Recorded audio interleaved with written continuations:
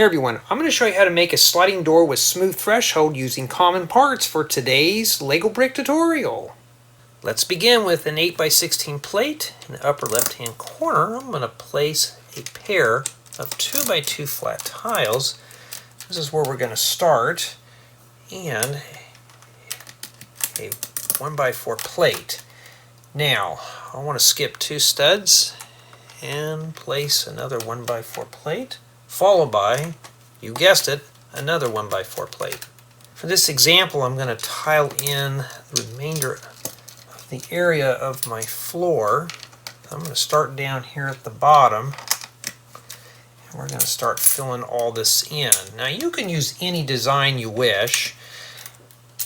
I just decided to use basic blue tiles and to make it a bit more colorful. Stick these in here, and we're going to fill all this in. Now I could have speed built through this, but something important is going to come up here in a second, and I don't want you to miss out on it. And yes, you can see the tiles are different shades of blue, different molds, I guess. Now right in this area, a 1x1 flat tile, and we're going to put a 1x2 flat tile perpendicular. And then we're going to take a 1x1 by 2/3 slope, place it right here where the larger side of the slope is facing the 1x1 flat tile. This is going to be our little track area for the lower track. Then I want to populate the remaining areas with 2x2 flat tiles. See how easy that is?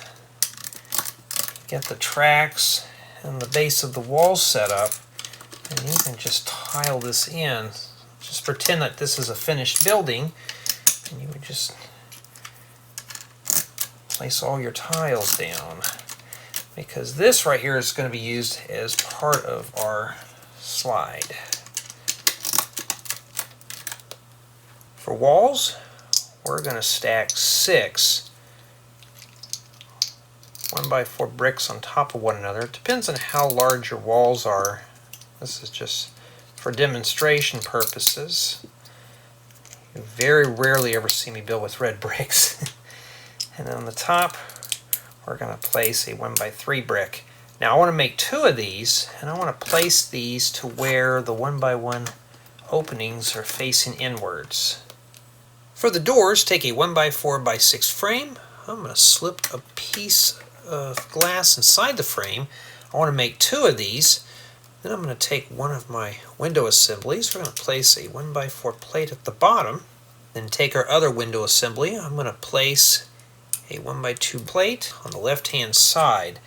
Now on the right hand side, I want to take a 1x3 plate and a 1x1 by 2/3 slope. I'm going to place this right here. This is going to keep our door in the lower portion in our guide.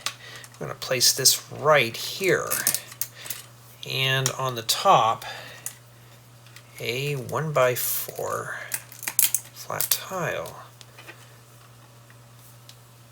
Let's set down our stationary door on top of the 1x4 plate and our sliding door right in here, right between the slope and the stationary door. For the upper track, start with a 1x4 plate. I'm going to place 4 1x3 plates as shown. These are going to keep the sliding door stable inside the track. Then I want to slide in a 1x10 plate.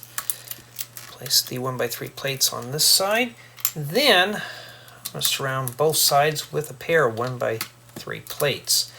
Then I want to smooth this off here with 4 1x4 flat tiles. Be sure to leave a 1 stud reveal on both left and right hand sides. And for door stops, take a 1x2 plate. We're going to place a 1x1 by 2/3 slope where the larger side of the slope is facing the stud. I'm going to make 2 of these. I'm going to place these right underneath on both ends of our 1x10 plate.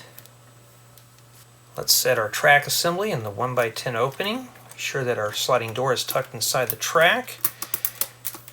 And we're going to fill in the remaining areas with a pair of 1x4 flat tiles. And now we have a thresholdless sliding door. You don't have to trip over that track, and the door does open up and close.